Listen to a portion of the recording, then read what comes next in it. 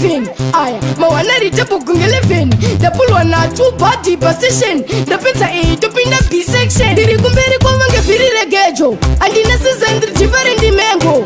Dino tura sinyemepa gangwe ndiswela mudika ndinyaras gane mapengo. Diri kumberi kwa wange firi regejo. Andina sizandri chivari ndi mengo. Dino tura sinyemepa gangwe ndiswela mudika ndinyaras gane mapengo. Pati perendo va Algeria, neku Nigeria, kana kuti ku India, ndichitopinda beria. Mataka opo ndoka tsika kiria, chinifana flex state kuimaniria. Nobada vari 25 onge December, mataka ndichingorova November. Di flex state uyu anozvitemba, vaudze ndova nuira panika chemba. Ndiri kumberi kwa vange viri regejo, andina sizandri chivari ndi mengo. Ndinotura sinyemepa gangwe ndiswela mudika ndinyaradzwe nemapengo. Ndiri kumberi kwa vange viri regejo, andina sizandri chivari ndi mengo.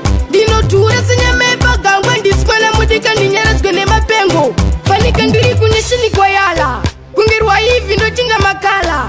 Manjevele onditi umdala ngomedzi ibola mfunge ndodzizhala. 2013 mfunge ndenge nchipo, flexi taito ndichishandisa chipo. Muchindisimbisa imimi ana pipo, digeti to wangu mutupo. Ndiri kumberi kwa vange viri regejo, andina sizandri chivari ndi mengo. Ndinotura sinyemepa gangwe ndiswela mudika ndinyaradzwe nemapengo. Ndiri kumberi kwa vange viri regejo, andina sizandri chivari ndi mengo. Ndinotura sinyemepa gangwe ndiswela mudika ndinyaradzwe nemapengo. Vati perendo va Algeria, neku Nigeria, kana kuti ku India, ndichitopinda beria. Mataka opo ndoka tsika kiria, chinifana flex state kuimaniria. Nobada vari 25 onge December, mataka ndichingorova November. Di flex state uyu anozvitemba, vaudze ndova nuira panika chemba. Ndiri kumberi kwa vange viri regejo, andina sizandri chivari ndi mengo.